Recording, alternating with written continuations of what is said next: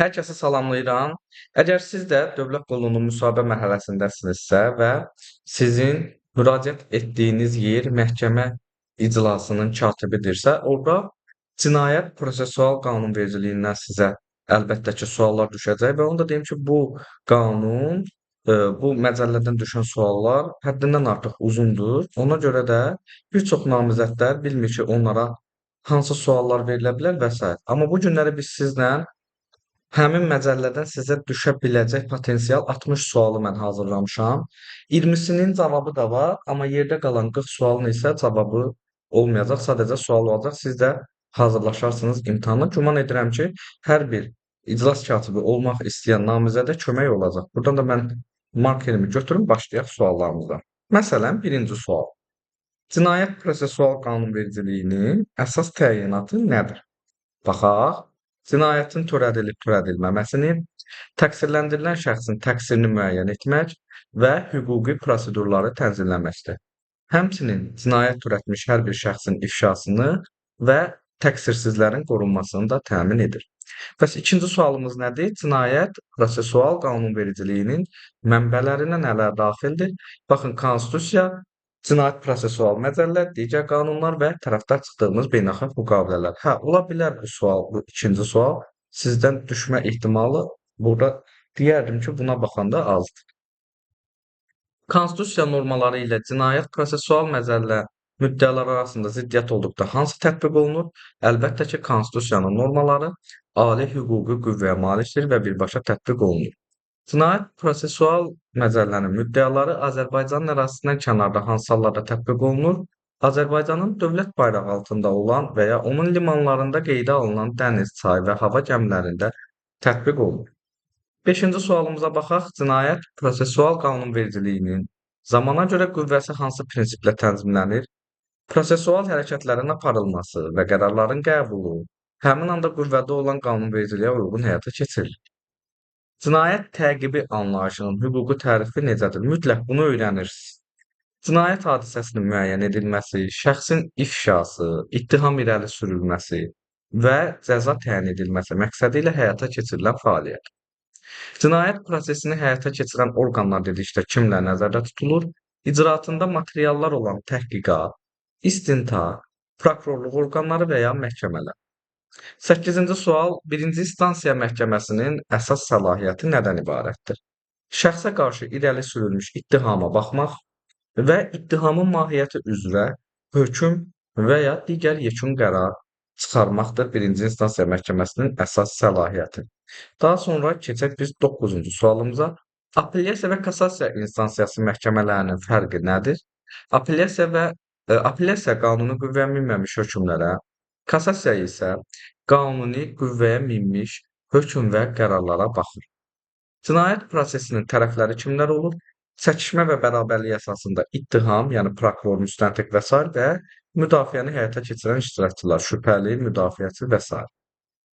11-ci sual. Yaxın qohumlar kateqoriyasına kimlər daxil edilir? Babalar, nəvələr, valideynlər, övladlığa götürülənlər, qardaş, bacılar, ər, arvad, uşaqlar və nəvələr. Gecə vaxtı cinayət prosessual məcəllənin məqsədləri üçün hansı saatları əhatə edir? Bu, yerli vaxtla axşam saat 22-dən, yəni 10 tamamdan səhər saat 7-yə qədər olan vaxtdır. 13-dür də yenə trafik verilənlər nəyi ifadə edir?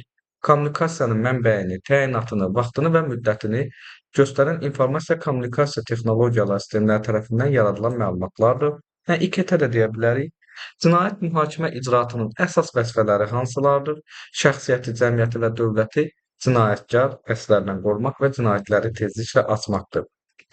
15-ci sual. Cinayət prosesi prinsiplərinin pozulması hansı hüquqi nəticələrə səbəb ola bilər? İcraatın etibarsız sayılmasına, qərarların ləğvinə və ya materialların sübutedici qüvvəsini itirməsinə səbəb ola bilər. 16-cı sual. Qanunçuluq prinsipi məhkəmələrdən və iştirakçılardan nəyi tələb edir?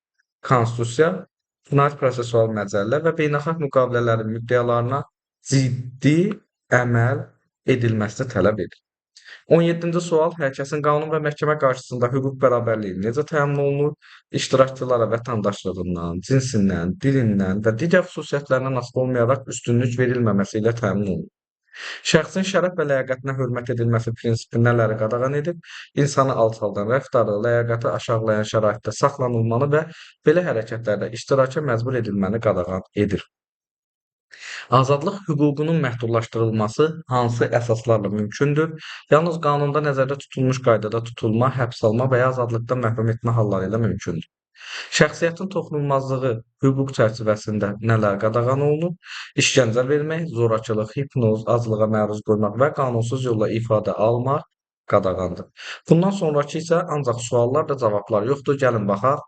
Şəxsi həyatın toxunulmazlığına hansı hallarda müdaxilə edilə bilər? Növbəti sual mənzil toxunulmazlığı hüququnun təminatı necə tənzimlənir? Hüquqi yardım almaq hüququ necə təmin olunur? Özünü və qohumlarını ifşa etməmə hüququnun mahiyyəti nədir? Təqsirsizlik prezumpsiyasının əsas şərtləri, cinayət mühakimə icraatının yalnız məhkəmə tərəfindən həyata keçirilməsi nə deməkdir? Hakimlərin müstəqilliyi prinsipi nədən ibarətdir? Cinayət mühakimə icraatının aparıldığı dili ilə bağlı qaydalar necədir? Məhkəmə icraatının aşkarlığı prinsipindən istisnalar hansıdır? İşə aid sübutların qiymətləndirilməsi hansı meyarlar əsasında aparılır? Eyni əmələ görə təkrar məhkum etmənin yolverməzliyi nəyi nəzərdə tutur? Bəraət qazanmış şəxsin hansı hüquqları bərpa olunmalıdır?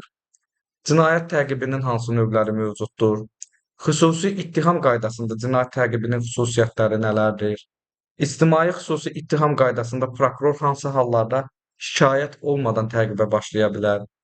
Cinayət təqibini istisna edən üç əsas hal. Bəraət hökmü çıxarılması üçün hansı hüquq əsaslar mövcuddur? Məhkəmə baxış zamanı hansı hallarda cinayət təqibinə xitam verilir? Cinayət təqibi üzrə icraatın açılmasının məcburiliyi nəyi ifadə edir?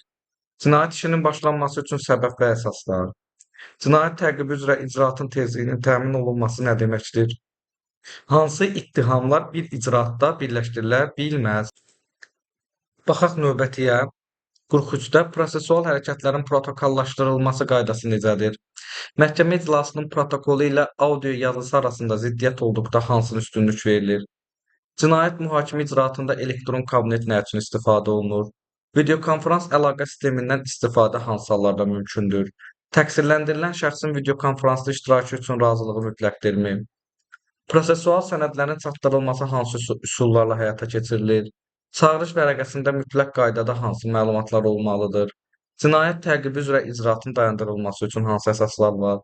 Bəraət almış şəxsin maddi ziyanının ödənilməsi hansı xərcləri əhatə eləyir? Reabilitasiya hüququ olan şəxsə vurulmuş ziyan hansı haldan hesablanır? Reabilitasiya hüququ olan bunu dedik. Növbətiyə baxaq. Prosessual qərarların prejudisial əhəmiyyəti nədir? Azərbaycan məhkəmə sisteminə daxil olan cinayət məhkəmələrini sadalayın. Rayon şəhər məhkəmələrinin aidiyyatına hansı işlər daxildir? Ərazi üzrə məhkəmə aidiyyatı necə müəyyən edilir? Ağır cinayət məhkəmələrində işlərə hansı tərkibdə baxılır? Prokurorun məhkəməyədək icraatda əsas səlahiyyətləri hansılardır? Və sonuncu sualımız, müstəntiqin cinayət təqibi zamanı yerinə yetirməli olduğu əsas vəzifələr. Bu da bizim 60 sualımızdır. Onu da deyim ki, yəni bunlardan fərqli suallar da düşə bilər. Əlbəttə ki, şərt deyil 100% bu 60 sual düşəcək, amma daha çox ağırlıqda bu suallardan gözləyirəm ki, bunlardan da mütləq şəkildə sizdən soruşulan suallar olacaq. Yenə deyirəm, cinayət prosessual məcəllələr çox belə həcm olaraq böyük bir məcəllədir. Zaten məcəllələr uzun olur, belə deyim, həcmcə böyük olur və s.